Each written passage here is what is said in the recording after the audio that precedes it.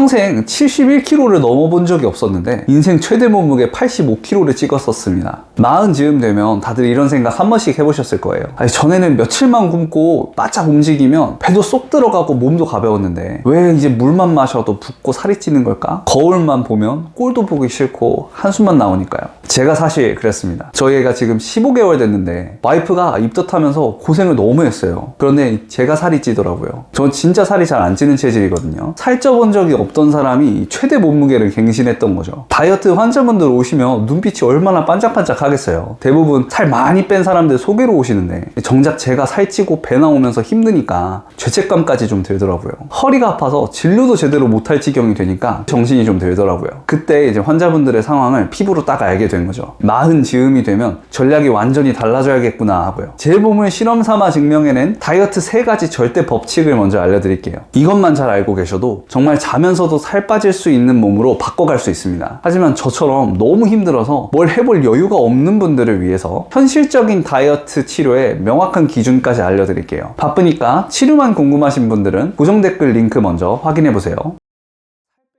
살 빼려면 당연히 적게 먹고 배고픔을 꾹 참아야 되는 걸까요? 현실은 그렇지 않습니다. 배고픈 걸 억지로 참는 순간 우리 몸은 비상사태라고 인식을 해요. 그러면 가뜩이나 없는 근육이 이것마저 다 녹아버리면서 에너지로 쓰이기 시작해요. 거꾸로 우리 뇌가 뱃살은 소중한 자산이라고 생각하면서 꽉 붙들고 안 놔줍니다. 참으면 참을수록 살찌는 체질로 가는 최악의 시나리오죠. 핵심은 안 먹는 게 아니고 잘 먹는 겁니다. 40대가 넘어가면 인슐린의 기능이 자연적으로 조금씩 떨어지거든요. 조금만 당분이 들어와도 전부 뱃살로 저장하려고 해요. 더 무서운 거는 식욕 억제 호르몬 GLP-1이 고장난다는 거예요. 이 호르몬이 제대로 안 나오면 뇌가 포만감을 못 느낍니다. 밥을 먹었는데 빵을 찾아요. 가짜 식욕이 폭발하는 거죠. 제가 평소에 버터나 올리브유 꼭 잘 챙겨 드세요 하는 이유가 바로 이겁니다. 참는 게 능사가 아닌 거예요. 호르몬이 저절로 조절하도록 해야 됩니다. 진짜 제대로 일할 수 있게 좋은 연료를 넣어주고 호르몬 스위치를 제대로 켜줘야지 뇌가 배부르다 느끼면서 야식, 폭식 끊을 수 있습니다. 헬스장 가서 땀 쭉쭉 빼고 열심히 런닝하면 당연히 살 빠져야 된다고 알고 계시죠? 40대부터는 오히려 늙어 보이게만 하고 살은 안 빠질 수도 있어요. 운동하거나 스트레스를 받으면 몸을 흥분시키는 교감신경이 켜집니다. 반대로 몸이 이완되거나 푹 쉬어야 할 때 작동하는 게 부교감신경이에요. 자동으로 작동되는 엑셀이랑 브레이크 같은 겁니다. 문제는 우리가 매일 야근하고 못 자고 스트레스 받으면 교감신경 스위치가 꺼지질 않는다는 거예요. 엔진이 24시간 과열되면서 불이 계속 들어오는 거죠. 적당히 자극이 되면 신진대사를 돕는데 과도하면 독이 됩니다. 스트레스 호르몬이랑 겹치면서 우리 몸을 지방 축적 모드로 바꿔버려요. 40대 이후의 다이어트에서 10명 중 8명은 얼마나 잘 태우느냐 보다는 얼마나 잘 쉬느냐에 진짜가 달려있는 거예요. 정말이에요. 다른 거 아무것도 못 하시는 상황이라면 수면 습관만 먼저 딱 3주 잡아보세요. 밤 11시에 누워서 7시간 정도 푹 주무신다고 생각하세요. 자기 전 1시간은 스마트폰은 보지 마시고 눈 감고 15분 정도 명상하고 스트레칭을 부드럽게 하고 주무셔보세요. 드디어 살이 빠지기 시작해요 라고 댓글 다시는 분들 속출할 겁니다. 피부 좋아지려면 물 많이 마셔야 되잖아요. 건강하려면 2리터씩 잘 챙겨 드세요 라고 듣기도 하잖아요. 그런데 물을 순환시키는 펌프가 말을 안 듣거나 물 길이 막혀버리면 우리가 먹는 물들 다 살로 가버려요. 물만 먹어도 살찐다 라는 말이 현실이 되는 거죠. 혈관과 림프관은 도로이고 하수도 관입니다. 이 길이 뻥 뚫려 있어야지 지방을 태울 산소도 제대로 배달이 돼요. 남은 노폐물들도 싹 빠져나갈 수 있는 거죠. 그런데 길이 꽉 막혀 있는 상태에서 여기다 물만 드립다 계속 부으면 어떻게 될까요? 하수도가 역류하니까 몸이 팅팅 붓는 거고 그게 다 셀룰라이트로 바뀔 수도 있어요. 마시기가 먼저가 아니고 수도관부터 정비해야 되는 거죠. 실제로 진료실에서도 호르몬, 자율신경, 체액순환 중요하다고 계속 말씀드려요. 그러면 다들 고개를 끄덕끄덕 하시거든요. 그래, 호르몬 잘 잡고 잠 잘 자고 순환시켜주면 맞아 살 빠지겠네. 그랬더니 진짜 변화가 있는 거예요. 다이어트 하겠다고 내색도 안 하시던 분들이 기버터, 올리브유 옆에서 말씀하시는 거 챙겨 드시고 밤에는 안대 쓰고 일찍 주무시려고 하시면서 열심히 한 거죠. 암만 해도 꿈쩍 안 하던 살이 쭉쭉 빠져서 오시는 분들이 많이 늘었습니다. 10분 중에 한 2-3분 정도는 이렇게 해도 정말 좋아지더라고요. 그런데 문제가 나머지 7분이에요. 버터 올리브유 잔뜩 사서 쟁여놓고 시키는 대로 진짜 열심히 하시거든요. 그런데 이 안타깝게도 감량이라는 결과까지 잘 이어지지가 않는 거예요. 이 왜 그럴까 하고 그때부터 한 번 한 번 붙잡고 24시간 어떻게 보내시고 있는지 꼬치꼬치 여쭤봤습니다. 그러니까 이제 그때 돼서 머리를 탁 치는 생각이 드는 거예요. 호르몬 중요해요. 제발 일찍 주무세요. 이렇게 제가 말씀드리는 게 제가 혼자 하는 일방통행이었던 거죠. 의지가 부족해서, 노력이 부족해서 안 됐던 게 아니고 도저히 살이 빠질 수가 없는 환경이었던 거죠. 아침에 눈 뜨면 바로 전쟁입니다. 애기 밥 챙기고 등원시키고 아빠랑 엄마는 잘 챙겨 먹지도 못하고 막 허겁지겁 출근해야 돼요.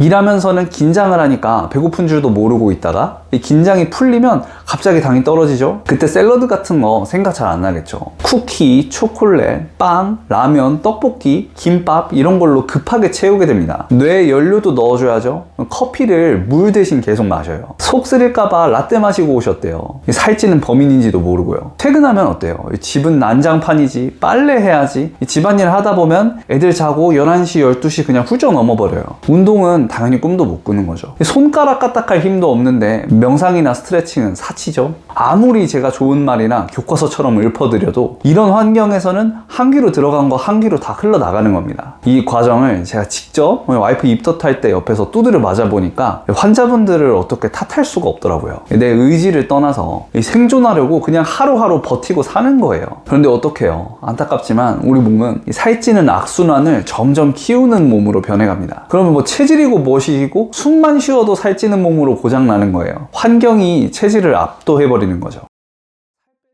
이런 상황에 놓인 분들한테 식단하세요, 운동하세요 라는 거는 희망 고문에 가까워요. 이전에 부원장으로 일할 때 이걸 정말 많이 느꼈었거든요. 60명씩 매일 똑같은 약을 기계처럼 처방했어요. 그때는 제가 한의사지만 진짜 다이어트 약을 싫어했습니다. 새벽 2시에 출근 준비하시는 어머니도 계셨고 하루 종일 굶다가 배달 음식 시켜서 그걸로 그냥 다 떼어버리시는 분도 계셨어요. 잠은 4시간이나 주무실까요? 뭐 우울증 약 드시고 위장약도 먹고 수면제, 뭐 비타민 종합영양제 이런 거 다 때려서 한 움큼씩 먹어요. 이런 분들이 이제 오셔서 원장님 이번에는 제발 살 좀 빼게 도와주세요 하시는데 속으로는 지금 다이어트 생각하실 때가 아니고 치료부터 하셔야 될 텐데 금방 요요 와서 상처받으실 텐데 얼마나 불편했는지 모르죠. 근데 이런 불편함들은 제가 체질 공부를 처음부터 다시 하면서 정말 많이 없어졌습니다. 제 스승님이 장인어른이신데 거의 체질 진료만 40년을 하셨거든요. 같이 한 7,000명 정도를 관찰하게 되니까 생각이 확실히 정리가 되기 시작했어요. 환자들한테 진짜 도움이 될 수 있는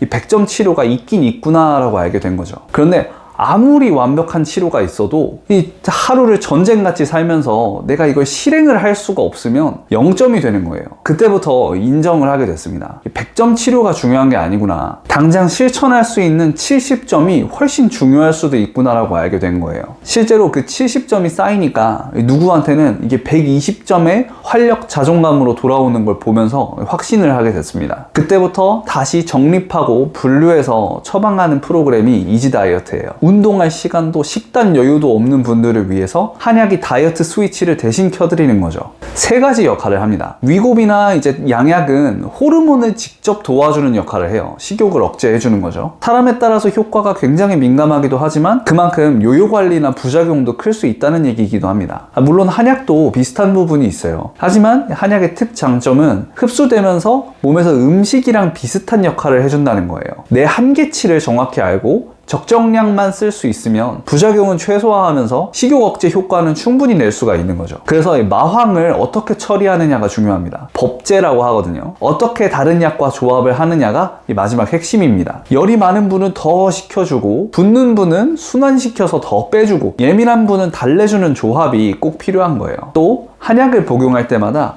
앉아있어도 가볍게 조깅하는 효과를 계속 낼 수가 있습니다. 운동할 겨를이 없어도 내가 항상 지방을 태울 수 있게끔 준비를 시켜주는 거예요. 혈관과 림프관은 우리 몸의 파이프라인이라고 했죠. 이 관을 채우고 있는 노폐물들 씻어내고 뚫어줘야 돼요. 그러면은 붓기가 줄면서 살도 빠지게 해주는 겁니다. 제 체질은 이제 특성상 다이어트 한약, 특히 마황은 절대 먹지 말라고 배웁니다. 스트레스에 취약하니까 피부 염증, 비염, 위염, 식도염이 자주 생기고 양약 한약 부작용에 중에 조금 더 예민한 체질이거든요. 그런데 와이프 입덧할 때 잠 못 자고 잔반 처리 계속 하니까 순식간에 14kg 쪘다고 했잖아요. 이럴 때는 다른 체질약도 뚜렷하게 목표를 잡고 써볼 수가 있는 거예요. 저는 기준 용량의 한 4분의 1도 못 먹어요. 더 먹으면 못 자고 두근거립니다. 그런데 예민한 만큼 적게 먹어도 포만감도 잘 만들어지고 야식 생각도 뚝 끊어져요. 중요한 거는 약의 세기가 아니고 상황에 맞는 전략이라는 거죠. 전략을 잘 짜면 건강하고 쉽게 살 뺄 수 있습니다. 물론 한 번은 꼭 내원하셔서 맥진 검사하고 인바디 검사도 같이 볼 수 있으면 더 좋죠. 그렇지만 여건이 안 돼서 못 오시더라도 잘 따라 해보시면 충분히 감량하실 수 있을 거예요.